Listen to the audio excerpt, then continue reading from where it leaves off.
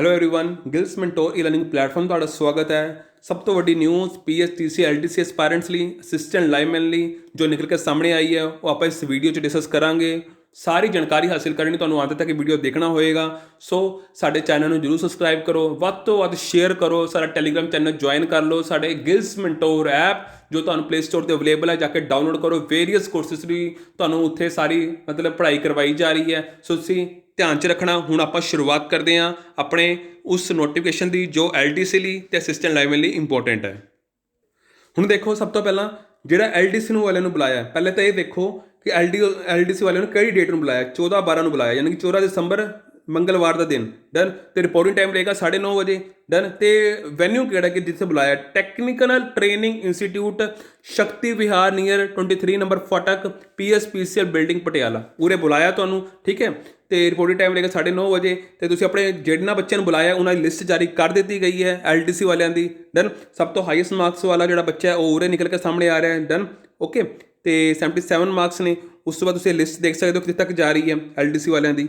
Done. ਮਾਫ ਕਰਨਾ, ਐਲਟੀਸੀ ਵਾਲਿਆਂ ਦੀ ਤੁਸੀਂ ਲਿਸਟ ਦੇਖ ਸਕਦੇ ਹੋ। ਜੇ ਮੈਂ ਗੱਲ ਆਖਾਂ ਇਹ ਐਂਡ ਤੱਕ ਜਾਏਗੀ।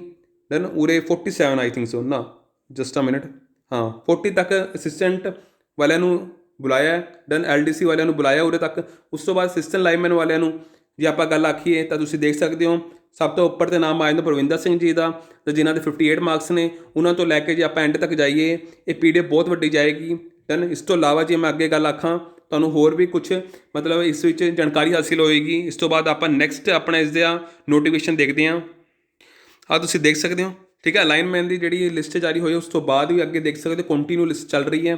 ਦੈਨ 54 ਤੋਂ ਬਾਅਦ ਵੀ ਮਾਰਕਸ ਵਾਲਿਆਂ ਨੂੰ ਵੀ ਬੁਲਾਇਆ। ਆ ਤੁਸੀਂ, ਮੈਂ ਜੇ ਇਹਨੂੰ ਅੱਗੇ ਸਕਰੋਲ ਕਰਾਂ ਤਾਂ ਤੁਸੀਂ ਦੇਖ ਸਕਦੇ ਹੋ ਕਾਫੀ ਬੱਚਿਆਂ ਨੂੰ ਬੁਲਾਇਆ ਇਹਨਾਂ ਨੇ ਅਸਿਸਟੈਂਟ ਲਾਈਨਮੈਨ ਦੀ। ਡਨ। ਇਹ ਸਾਰੀ ਮਿਕਸ ਕੈਟਾਗਰੀ ਹੈ, ਮਤਲਬ SC BC EVS general category ਸਾਰੀ ਮਿਕਸ ਵਿੱਚ ਇਹਨਾਂ ਨੇ ਮਾਰਕਸ ਸਾਨੂੰ ਦਿਖਾਏ ਨੇ, ਕਾਮਨ ਲਿਸਟ ਕੱਢਤੀ ਇਹਨਾਂ ਨੇ। ਡਨ।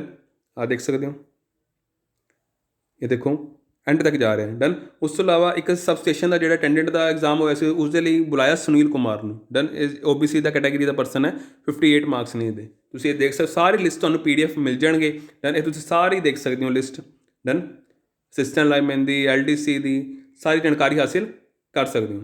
So thank you. ਵਧੇਰੇ ਕੋਰਸਿਸ ਲਈ ਤੁਸੀਂ ਸਾਡਾ ਐਪ ਡਾਊਨਲੋਡ ਕਰੋ, ਉੱਥੇ ਤੁਹਾਨੂੰ ਕੋਆਪਰੇਟਿਵ ਇੰਸਪੈਕਟਰ ਦਾ ਕੋਰਸ, PPA ਟੈਸਟ ਸੀਰੀਜ਼ ਤੁਹਾਨੂੰ ਦੇਖਣ ਨੂੰ ਮਿਲ ਜਾਏਗੀ। So thank you very much.